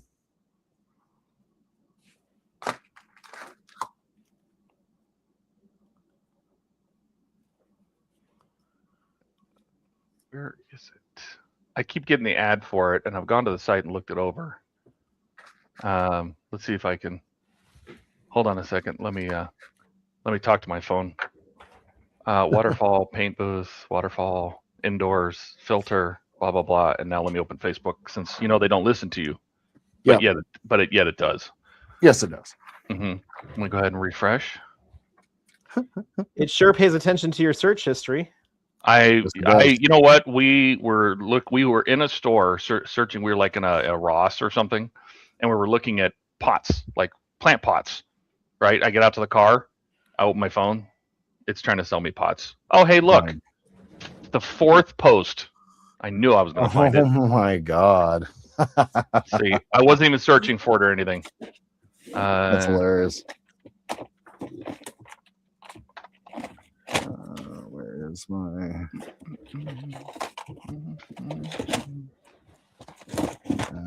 Where? There. I really want one. I really want one. I'm gonna put the link in here. Okay. Sounds good. So you guys can check Please. it out. It's from UFM Designs. And I'm gonna mute myself real quick. So Yeah. I'm gonna be using my blower here. Yeah, it's a leak-proof, silent operation, no venting required. Includes an air filter casing, airbrush holders left and right, a power cable, a vent hose. But it's shipped from overseas, of course. So it takes 30 days to get it. And I kind of want one. No venting required. Self-contained filtration means you can set it up anywhere: apartments, spare rooms, and garages. No holes in walls, no ductwork, no landlord negotiations. The leak-proof design is a precision-molded plastic body with sealed seams, eliminates any leaks of the water and corrosion that plague traditional steel booths. Slide-out filters and accessible water reservoirs make cleaning a 5-minute task. Looks See? a little small though. It is. I have looked at this before. The size, and you can vent it outside if you want to. I don't think it's super big. I want to say it's like 22 inches across. So it's not super big. So does it pull the air through and then force it through the filter? No, so it has a vacuum system that pulls the paint towards a water curtain, right? And the water curtain catches it before. That's what catches most of your paint, is the water curtain. So it's like a waterfall paint booth, right? And then the rest of that air is then sucked up and blown through a filter system. Carbon, Okay, whatever. So you're not painting in that enclosure. It's just close to where you're painting and is drawing the air. Yes, to it. I mean, you would basically hold the paint in front of it, and you spray toward it, and it sucks in all the fumes. You notice the deck on it is not very big. It's not like a typical paint booth where you have this big deck and it's all enclosed. And I imagine it sucks air so much that it pulls the air in around it. So you basically spray towards it. I'm trying to find. They show the measurements here somewhere. I've seen it before.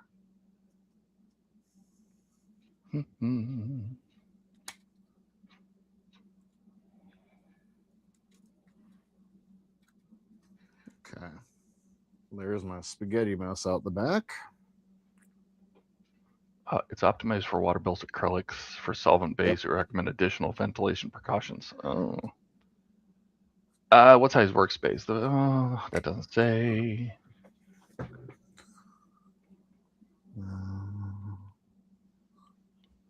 pulled that one too far. There we go.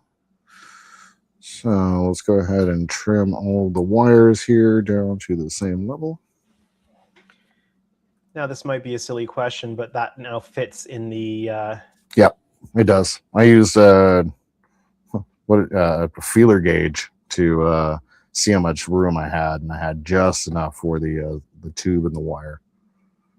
I can't go any further, so I mean, it's either going to get squished or it's something else. So, but okay.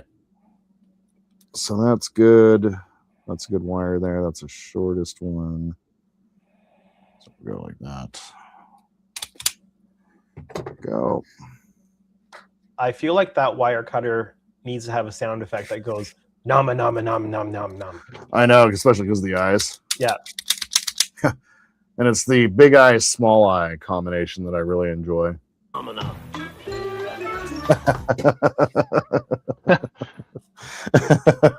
was good. I'm a little disappointed that this doesn't show how the size is. I think they don't want to tell you how small it is. It's a Asian company, right? I'm sure. Mm-hmm. I am. It's just so big.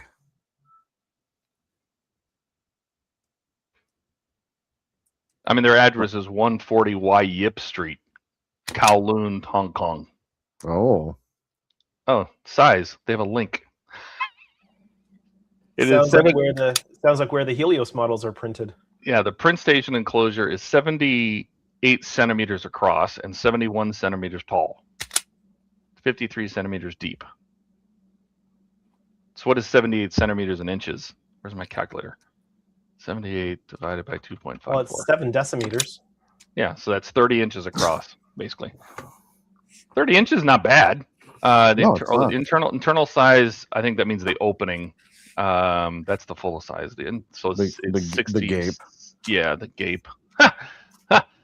So it's 69 centimeters internal. 2.54 is 27 inches across. And 23.5 inches tall. So it's 60 centimeters tall, top to bottom, 69 centimeters across, and 44.8 centimeters deep. Ooh. Mm-hmm.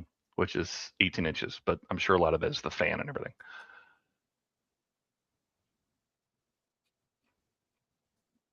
So there you go. It does have a size.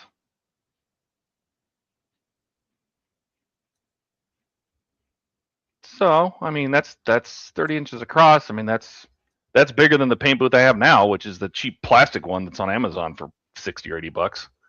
Oh yeah, like almost all of us have.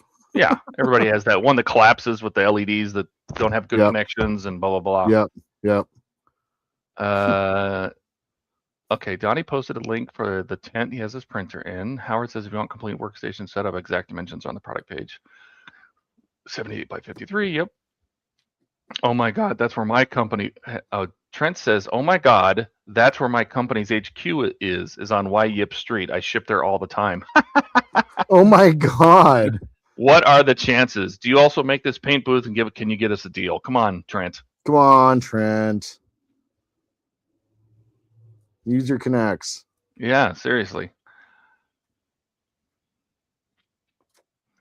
Okay. So UFM design. We'll have to remember that. Somebody buy it and tell me if it's any good. Supposedly there's some people on YouTube that have tried it and said it's pretty good. So,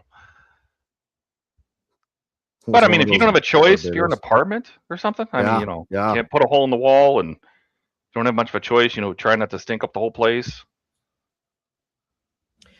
I've seriously considered hanging up some vapor barrier with a fan vented out.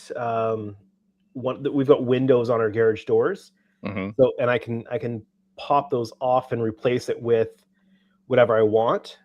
So I've thought about just hanging vapor barrier with a fan on the window and painting the large models inside that. Yeah, with it vented outside, because trying to get something big enough to paint these big models in, especially when you're trying to prime in the middle of winter, Yeah, I mean, what if you just almost like they do in paint like body shops, where they don't have a full booth, they just put up these plastic curtains. Yeah. And then just have a big fan that goes through like a 12 by 12 or a 24 by 24 filter and blows it outside. So you could go in there, you literally could roll your table in there and just spray. Exactly.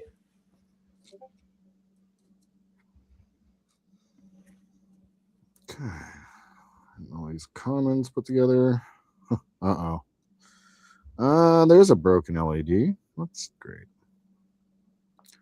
And it's the short one. Will you fix stuff already? No. Apparently not. God. Now, I don't know if I'm able to fix that or not. I might have to get creative. So, Jordan, Uh-huh. did you pre-tin those wires before you twisted them together? No. Why? That would make soldering the next piece on a lot easier. Sure. But you've already twisted them together, so. Yeah.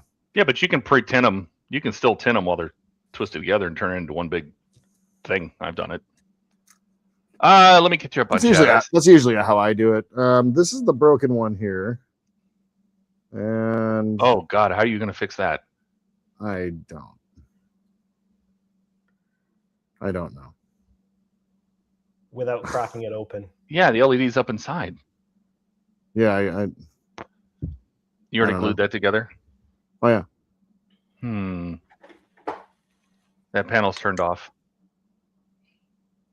That panel's turned off, yeah. All right. Trent says I can try. I get killer international shipping prices. Have somebody go down next door to this place. Did that just happen? It just happened. Well, it's what it is. I'm not too worried about it. Let's see how it lights up and what we got going on. Yeah, that is definitely not going. And I'm going to be displaying the model this way anyway. So it's all fine. Right. Yeah. Just don't short it out and blow out the rest of your stuff. Gulf Ducat sitting at that panel. That's right. Yep, exactly. It's dark because, it's Ducat. All right. Let's see. Donnie says, I heard Barnabas. Rex really liked that booth. Barnabas. Wayland's here. Wayland Dutani, 6691. I like that. I just bought this kit on eBay. I was built as a kid over 30 years ago and did a terrible job of it. Well, Jordan's doing a terrible job of it today. So it's like a little memorandum. I've still got the one I built 30 years ago that I did. True story. I am doing a job. That's for sure. Mine was still the bare plastic instead of painting it. Okay. Donnie says, that's what I did before I got my paint booth, Andrew. I had a 20-inch box fan in the window, and I painted right in front of it. Oh. Howard says, Trent had some good ideas for building to vent in my walls up and out without using the windows. Goes through the soffit. Yeah. I was going to just punch a hole right in the wall, but just right below the wall line, so you couldn't see it from the front yard. Just shoot it in the side yard because there's nothing out there.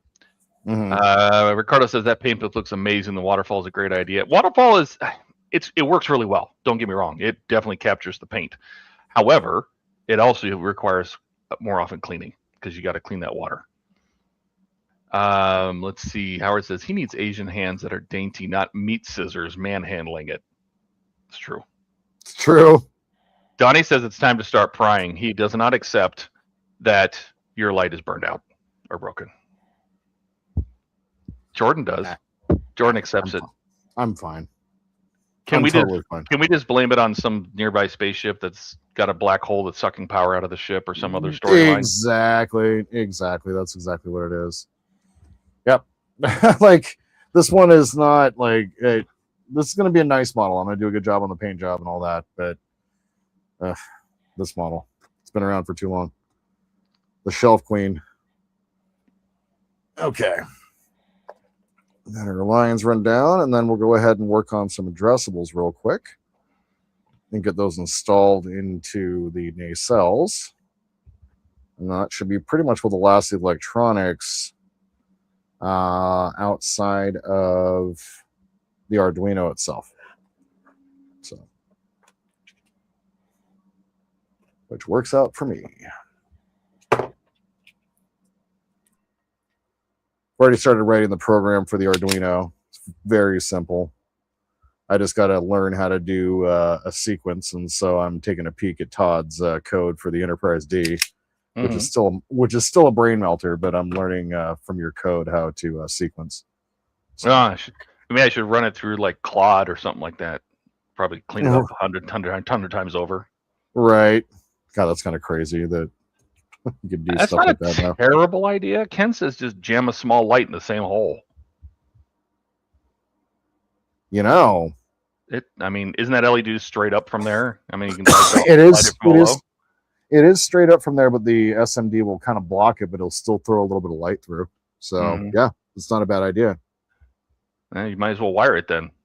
Yep. Ricardo says maybe because of the battle damage and the light hasn't been repaired. That's right. Exactly. Let's see. Trent says, I'm pretty sure all of us have sausage fingers. No, I have long, skinny fingers. Todd does have long, skinny fingers. Yeah, I can hit bottom, but you can't feel me on the sides. That's right. Donnie says, that's right. Broken lights are blasphemy. That's right. God. Howard says, put a tiny timer and a non-gender person under that light trying to fix it. Oh my God. This isn't Discovery. They don't have runabouts in Discovery. Don says, oh, there's Don chipping in. All lights should be broken. LOL. Don's house must be really dark. Yeah, right. Howard says, tiny Riker. Grr. And now the Donnies are going after each other. Excellent. Perfect. Yep, all is good. Please. All is right in the world. That's right. Argue with each other in my comments section. Mm-hmm. Yes. Yes, have some. Engagement is engagement. That's right.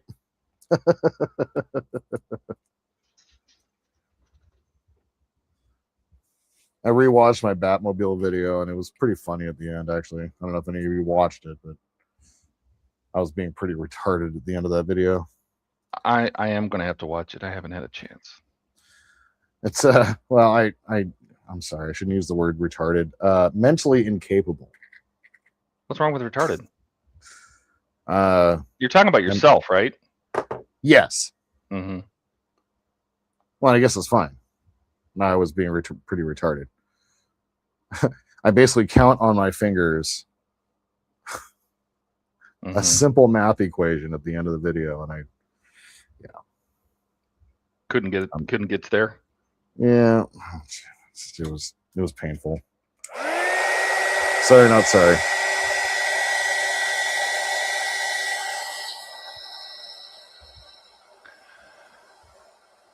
Donnie says engage the lights. Don says break the lights. Don, you have no number. Waylon says, is the green strawberry detail kit worth it? I'm not crazy about the thick resin blocks under some of the pieces.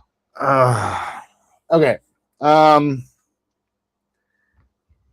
It turned out really well. It took a long time to get right. I have opinions about green strawberry now at this point. Just because and their poor experience that I had with them. Yeah, I think it's worth it. We'll go ahead and light this back up here. I want to just make sure that I always want to test my connections, make sure everything's all good after I solder. So, like the consoles themselves, when they're lit up, get it over here in the center a little bit more. The consoles are lit up. It looks really, really good. Sorry, get the center of the screen. Panels in the back. They look really good. So yeah, I mean overall, like it's not too bad, but like it's a lot of tedious work, and the decals. Just the decals. That's all I'll say is the decals are an absolute pain in the butt. So they don't work, they break. I wound up using the stickers later on. So you even had to make your own stencils, right? For the floor design? I had to make, yeah. Well, you made the stencils for me, but yeah, it's kind of hard to see now. But yeah, like you made the stencils for me, and then I had to vinyl cut them into place. So the little hatch there underneath, Todd basically designed for me. So yeah, I mean overall, like it's going to make the runabout look great. Like I can say that. I do have another complete kit for this, and I actually found another runabout. I actually just won the auction the other night, which is great. Got it for $29. So, like the vintage kit. That's good. Yeah, I've been really looking out. Like I got the Enterprise E for $40 on eBay just recently too. So yeah, I've gotten some really good deals. But yeah, I picked up I have the full kit, and I got a replacement on eBay as well of the front cockpit.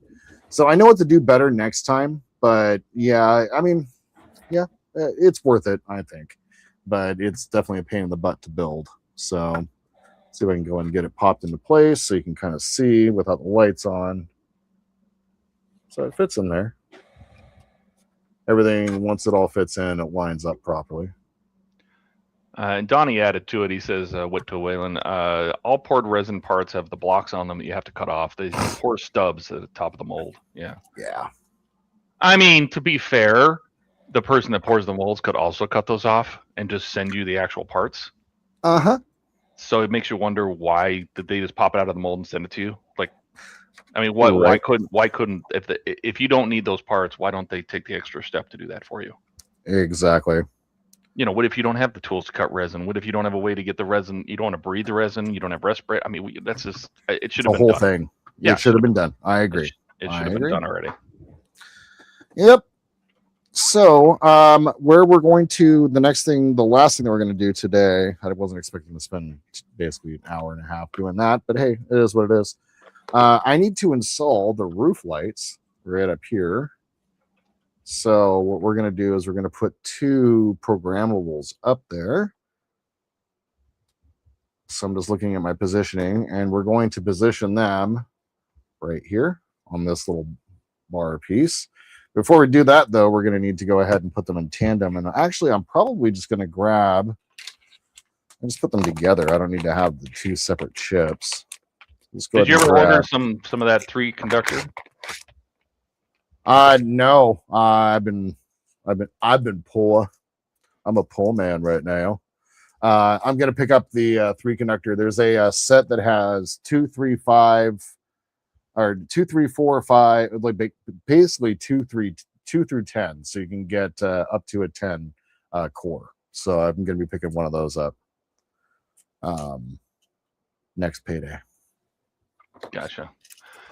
Donnie says, "I've never poured resin parts from my company I've never got poured resin parts from any company that already had the pour stubs cut off."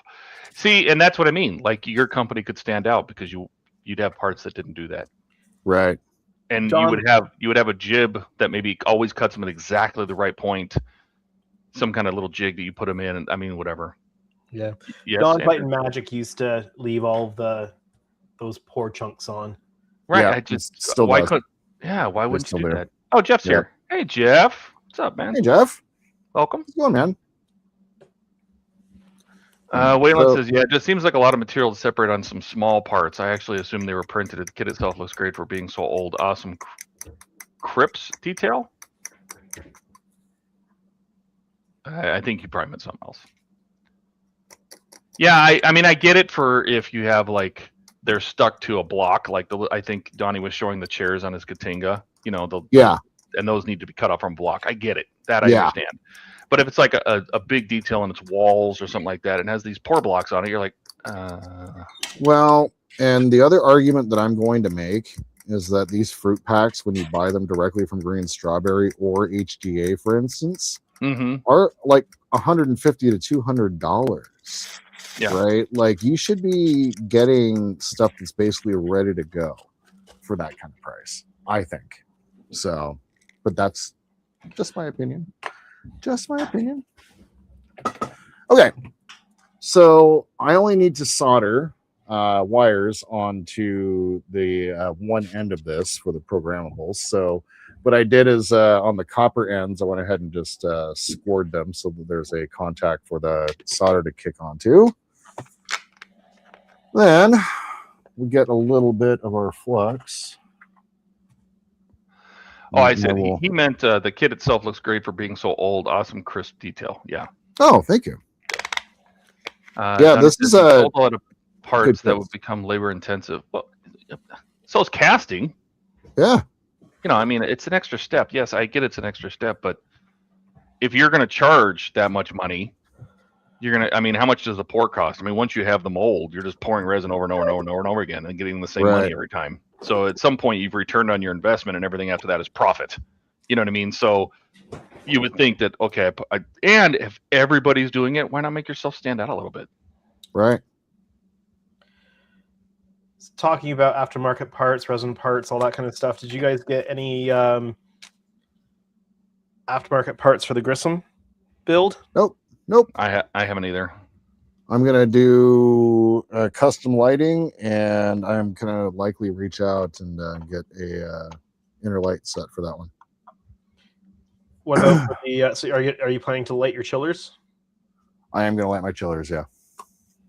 Same. There is, but yeah, I'm gonna have to pick up that kit.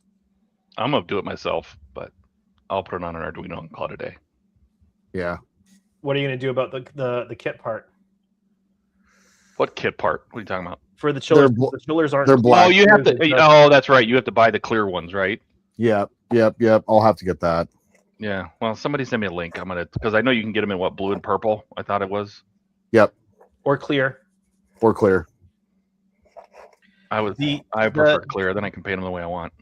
So here's or put whatever. Make your addressable LEDs any color you want. Exactly. Well, and then the outside can be the copper if I want, for whatever. Yeah. So here's the rub. The chiller grills are $24 US just for those chiller grills. The shipping to Canada is $35. Oh my god. Oh. So I'm planning to take molds of the kit parts and recast and clear. Cool. Yeah, fair enough. I like that.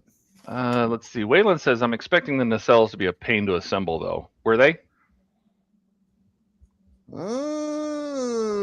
On these? Yes, they were. Yeah, the nacelles were a pain in the butt. Very much. Yeah. I've done them several times now. So unfortunately. It's not a bad price when you consider a single sheet of photo etch from Paragraphics can cost $20 or $30. Same thing for him. I mean, once you've done the work and you've done the design and everything like that, you're just pumping them out. Mm-hmm. And I mean, eventually you get your R&D money back, and after that, you sold 100 kits or something like that. It's just pure profit.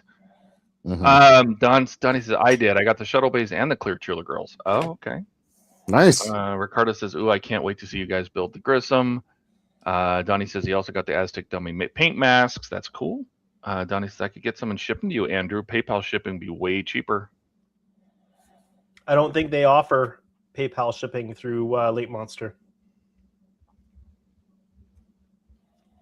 Well, you work with Lake Monster, don't you? I do. Well, maybe you can find a way to. Yeah, I'll talk. Why can't you get it? Why can't you get us some chillers? I'll talk to Cass. We all three. There's at least 3 of us need them. Yeah, I'll talk to Cass. See if we want to sponsor our build. Not a problem. It's a group build. Yeah. And how many people already have them? And does he have other parts for it? I don't know. I should check. You should talk to him. Yeah. And don't make it one of those I shoulda, but I didn't. No. Ken's watching too, so he's probably already going to email him. There you go. But I'll reach out. Let's see. Donnie says no, but I could get them, and when you get to my house, I could ship them to you. That's true. AK also would like a set. Count me in on that as well. Okay. Yeah, and then I have a pirate ship account, which means you can ship stuff pretty cheap. And if you got one, you can, at least it's a lot cheaper than just trying to ship it. Okay, so let's go ahead and test the addressables real fast. Generally, they're going to be good, but you just want to make sure. The addressables are funny trying to power up because they need data in order to work, but as long as they fire up for a second, they're good. Looks like you need a new set of alligator clips. I think I do. Yes, I'm going to order some. These are pretty old. Let's see. Jody says, I have no extra parts for the Grissom, but I will be adding a deflector. There you go. AK says, thanks, Jordan. Absolutely. Eric says, does anyone make the Sequoia shuttlecraft from lower decks as a kit or resin print? I don't know. Ooh. Donnie might know about a resin print because I know he follows STLs pretty well. AK says Sequoia, it's that'd be hot for the fun. idea. Yeah, I mean, if he's already talking to him, I mean, and it's not necessarily that he has to give us free ones, but No, just maybe a discount or something like that. is that too many, or should there only be 2 there? What do you think? Should I do 2? I worry about anything that goes outside of the edges, Yeah, just so do interfering with stuff, and I think 3 is going to be super bright, and you're just all you're doing is adding the glow to the door, right? It's actually it lights up the space, but it's going to be a very subtle glow. So Yeah. 2 should be fine. Jody says like on my Excelsior. Oh yeah. And 2 fits there perfectly. All right, beautiful. All right, that is in place. We have a little bit of time. We can start working on one of the nacelles. I'm going to go ahead and just do a quick little twisty poo here. Not the twisty poo. I like a twisty poo. You know, it's better than a slimy poo. Oh gosh. What? Oh, there you go. There's a link from Donnie. Says there you go. Cults 3D. Oh, the Sequoia. Seriously, that's so cool. If anybody doesn't know what that is, it's the project shuttle that the Lower Deckers were working on all 5 seasons of the show. So it's like it's an old piece of shit shuttle that barely works, and like I don't think they ever actually got working before the end. Is that was it meant to be something like?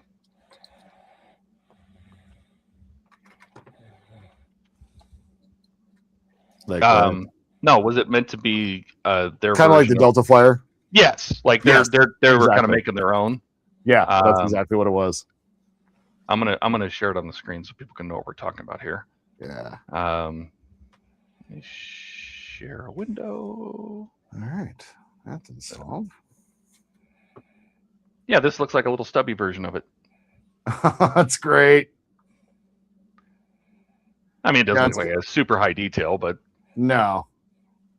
You know, it's based on the Lower Decks one. Well, Lower Decks was a cartoon. It didn't have super high detail. It's true. And it's kind of funny how they're using like a class 2 shuttle nacelles with just some random body, and then it has cannons on the front of it. Like it's just so funny. The guy that designed it. So since you're building a runabout right now, and you were talking about the class 2 nacelles, do you remember when DS9 had an exterior shot of a crash runabout, and they accidentally used those nacelles with the runabout? Wasn't it the episode where Kaiopaka crashes and then eventually dies? Yeah. Yep. I remember that. Honestly, that's a really good episode. It was one of the early fine episodes of DS9. Kaiopaka was a great character, I feel.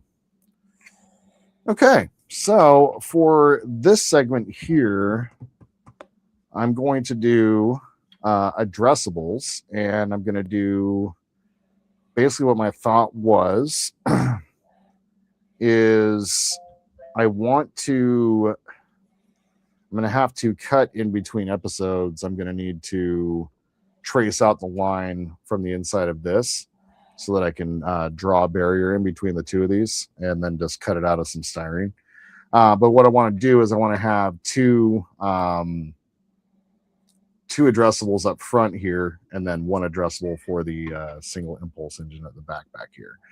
I used just white lights for it, and it actually looked fine. So part of me just is thinking maybe I just use like 2 addressables on the bottom and use white and see what happens. So it's kind of what I'm going to start with. So yeah, let's do that. Because I'm thinking I'm making it more complicated than it actually needs to be, which is what I'm good at doing. So yeah, set a 2 there. Let's go ahead and get these soldered up and ready to roll. Big thing to know too on addressable LEDs, if you didn't already know, there's going to be arrows on there. So those are the data sequence. So the arrows follow the sequence. So you want to always have your first lead being at the first arrow. And it's going to go through. A little tight again here. Score off the ends of my pads here.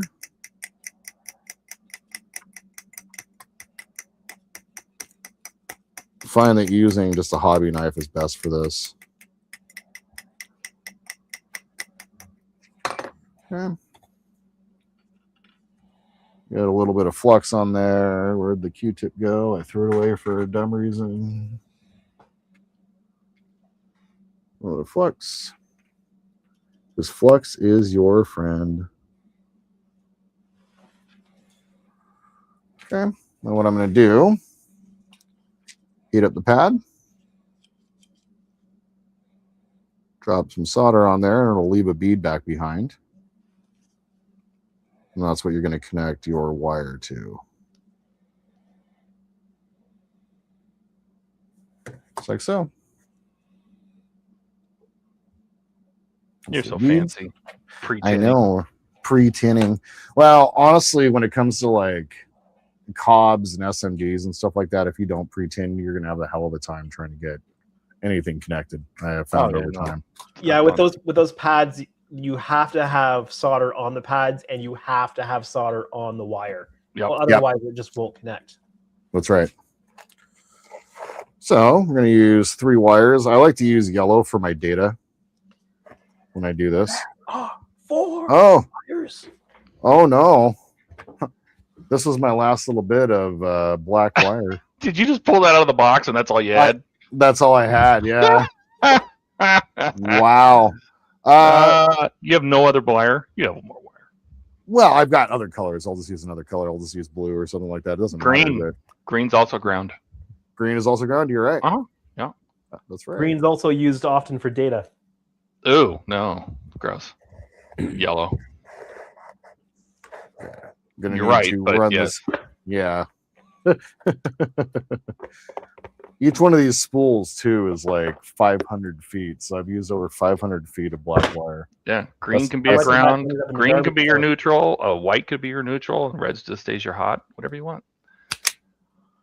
Let's see. Waylon says Jonathan Banks was in that DS9 episode. He thinks. He was actually, yes. Oh, excellent. I like him. Yeah. So do I.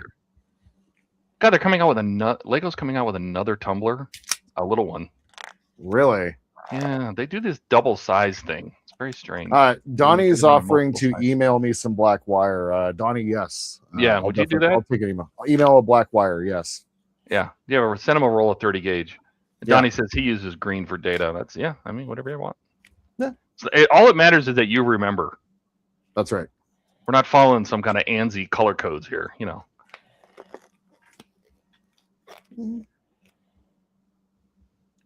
Jordan, are you right or left-handed? I am right-handed. Explains a lot, doesn't it? Pro tip. Uh-huh. It's easier to connect those to those strips if you go left to right. That way your wires are not in the way of your hand soldering. Yeah. What would I do? It's good. It's a good thing that we have the logic for you, Jordan. Yes.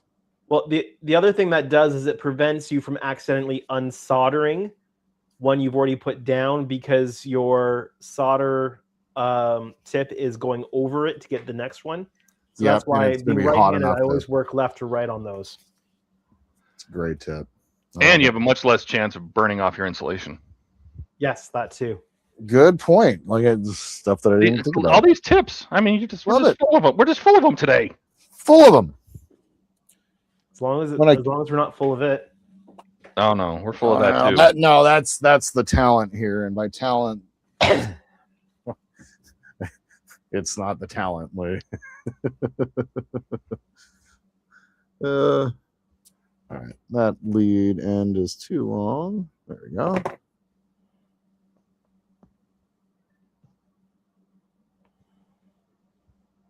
There you go. Just set it on top. Yeah, thank you.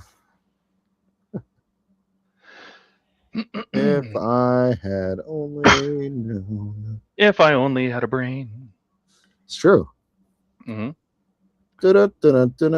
Eric says he DM'd some wire to you. Oh, nice. All right. I appreciate that, gentlemen. And again, I hold the wire when I'm connecting to those. Yeah, Quite I often, can see where. quite often I'll hold it with the tweezers. That way, right up close. That way, I can keep that wire right at that solder point, and it doesn't slip out on me. Well, Yeah. not only that, but it also keeps you can have a lot less wire showing. Yeah. Right. And so the insulation goes right up to the solder point. Yeah. And if you find that you're melting away if you're melting the insulation back, turn your temp down a little bit. Lead melts really, really low temperature, right? The whole point of having it hot is so it melts faster. Right. But it'll transfer heat into other things better. But if you touch it and it's melting back your insulation, it's too hot. Oh, Jody's just corrected us. We're supposed to put our tips and tricks in the comments below. Oh no. Oh my God. What shall we ever do? All right. So we're actually kind of coming up here towards the end. Yeah, I don't know. This is kind of weird. Like, I got this to fire up just fine the other night. But... yeah. Are you hooking it up to an Arduino? No, I'm not hooking it up to an Arduino. That would make too much sense. Let me. Yeah, I got an Arduino ready to go. Actually. And do you have a breadboard? Awesome. Yeah. And are those resistors on your data channels? 330s? 220s. 220s. Yeah, these are for the 3 volts. Okay. Oh, I thought they were for your data channels. No. Yeah, it's for the wires. I'm just gonna run this off of. Do I have any data channels set up? I have this one. Yeah. As long as you've got a sketch, like a test, something just running like white light or something on your Arduino sketch on one of your pins, you should be fine. Yeah. Exactly. Put that down in there. Data is going to go into. How many wires are you going to have running into this thing? Not many, actually. Probably about 20 or so. Wait, sorry, did you say 20 or so? Yeah. I don't think he means how many are mod running into the model from outside. He'll have just just one. No, he's talking about how many wires. I think that's what you're asking, right, Andrew? How many are coming up from the base, kind of thing? Into the model, yes. Mm-hmm. Yeah, just one. I'm gonna run. I'm gonna get a USB-C connector, and I'm going to put it right here. Wait, are you putting your Arduino inside? Yeah. So what I'm going to do is I'm going to cut out this panel and have a drop out for it because it's going to be completely underneath. That's kind of what my thought was. It will be serviceable. It will be serviceable, yes. Yeah. I'm nervous about doing that otherwise. So, because I don't want to put it on a base. I just kind of want to leave it as it is. So, now where the hell did this USB wire go? Okay. Use a different one. Oh crap! It's almost 7 o'clock. Holy crap! All right. Mm-hmm. Wow. Piece of blue tape. Oh.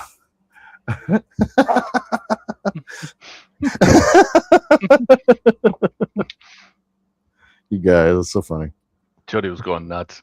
Eric also said the wire he had DM'd you also has self heat shrink tubing on it. All right, I need to get a USB micro or whatever the hell it is. There it is. Let's grab my kit power block. Yeah, that thing's a piece of shit. I know. I haven't even actually used it yet. So it barely has any power to it. Is it charged? Quote unquote. Yes. I just need something to run this real quick. Pro tip: when you're when you're rolling your model down to the model room at Wonderfest, connect it up to one of those batteries for the trip down and get people's attention with it. Oh, yeah. Yeah, baby. Great. Oh, what did I do? What did I do? So let's take this one off. It's going to flicker, but it'll be fine. So there's the data. Power is in. I don't have little posts on here, so I don't know if it's going to.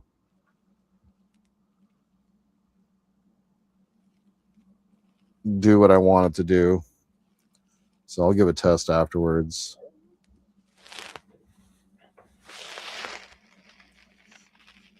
Yeah, it's causing it to trip out. I wasn't sure which ones are connected, so this professional is done. My brain is fried. Do you have a spare Arduino? I don't actually. I need to order some more. So when you get one, just do up a sketch that's just one thing, one pin that's basically light on. Oh yeah, okay. Yeah. And you can just use that for testing your LEDs. Yeah, that's perfect. Yeah, because this is all set up for the Falcon. I haven't actually gone through and changed this at all or anything like that. So, all right, well, that works for me. I suppose. Yeah, it's 7 o'clock. It's time to go. I heard you. I heard to roll and smoke your models. That is correct. I do like to roll and smoke my models. That is correct. But overall, I mean, this was I hate to say it, but this was more complicated than it needed to be.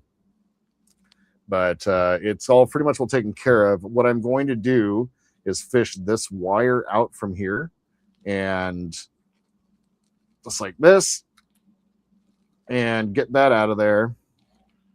And then I'm going to use that negative to hook up along with the positive that's sitting over here as well.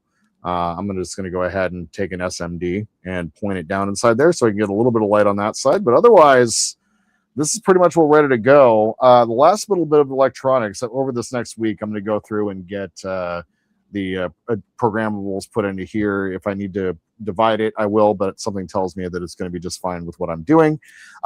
So yeah, that's going to be the plan. So hopefully what we're going to be able to do the next time we come back with this one is basically get the Arduino hooked up and test everything out. So I'm going to try to get some work done in between and basically, try to get to the point where I'm basically ready to roll. So next week I will have the Falcon. I promise. I'll get it out and I'll start working on it tonight, getting it all unpacked and all that jazz. I got a little bit of time. So yeah, otherwise that's what it is. Where is that? You guys want to throw up the banner for the streaming schedule here at the very end? Yeah, there it is. Although it's maybe subject to change. We'll see. Otherwise, tomorrow or on Saturday, it all depends on if I wake up early enough. The review of the second to last Starship in the Starships collection is coming out, and it's USS Johnston. It is another Discovery era ship, but one that is actually kind of cool. I'm actually pretty pleased with this one. And the last two ships, they're both Discovery era ships. And the last one, I wasn't sure if I was going to like it or not. And it's one of my favorite ships now in the entire collection, and it is a weird one. So that will be out next week, but I'll be having my the next review out, and then there will also be a DeLorean episode out next week as well, as I've been able to finally get into doing some recording and all the rest. So HTM will be back tomorrow. Check the links down below, of course, for to join our streaming group, our modeling group. I'm tired. It's been a long day. You okay, man? No, I'm tired. It's been a long day. I did review my Johnson, Donnie. That is correct. Yeah, so Trek Mods on Saturday following Canadian Starships. Nice. Excellent. I just subbed. Thank you so much. So this model, thank you so much for subbing. This model started as a build series. And went through about 10 episodes or so before I switched over to stream. So if you go ahead and follow the playlist, it has all of the episodes plus everything that I've streamed so far with the build as well. So What is it? This one, it's the Runabout from Deep Space Nine. Yeah. So, and this is a kit that came out when I was 11 years old. So, if we throw on this piece right here, you can kind of see what it looks like from the front. And it's just a big fancy shuttlecraft. So, and we got the roll bar done. Now we'll sit on top. So, yeah. Excellent. Well, there it is, you guys. I need to go eat some food. Apparently, my brain is not working anymore, and it's already doesn't work in the first place, so we're kind of screwed. Slight change. Slight change. Jody on Saturday. He's going back to Saturday Jody, after Andrew. Going back to Saturday after Andrew, and so yeah, make sure to check that out. That's going to be a little bit different than what you see on the screen here, unless we've updated that as well. Nope. Nope, not yet. All right, so we'll go ahead and get that updated. But otherwise, make sure to check us all out. We're all on HTM, and you can find us all over there. Yeah, we'll leave the Wednesday open for the group builds. Perfect. I love it. You can stay there on Thursday, or Ian can take Thursday, and you move to Monday. Whatever works best. We'll figure it out. Yeah, we'll figure it all out. But yeah, otherwise, yeah, that's what I got for you guys. Thank you so much, Todd, Andrew, so much for all the tips and the help. Andrew, you single-handedly kind of helped me tonight, just kind of walk through and do soldering correctly and fixing mistakes. Hopefully it wasn't too much of a bug. Not at all. No, I need this help, especially because I'm all like, my brain doesn't work when I'm on stream for whatever reason. And I don't know if it's streamer brain or whatever. Streamer brain. I don't know what it is, but like I'll make the most mistakes when I'm streaming. So yeah. And I'm starting to get sweaty, and it's getting hot in here. So it's time to go. I'm going to get some food. So that's what I got for you guys tonight, and I just want to say thank you. I know that there was a minute. Wait. What? Can you do your outro in Jar Jar's voice? I can't even do Jar Jar's voice. What? No, I'm not even going to try. I will mess it up so bad. Why would I want to do it in Jar Jar's voice? All right, He's not happy. So okay, then pretend you're wearing your wig that you wore last stream, and I need you to do it in your best Jordana girl voice. He's setting you up for something. You know this is on the internet, right? Yeah. I know that there was a million things that you could have done today. Instead, you spent a couple hours watching me be an idiot. And I think that's pretty cool. You guys have any questions, comments, tips, tricks, please leave them down below. Like to support the channel, please like and subscribe. And my friends, until we see each other again, I hope you all have a beautiful evening in this wonderful world where we happen to be. And just remember to always live long and prosper.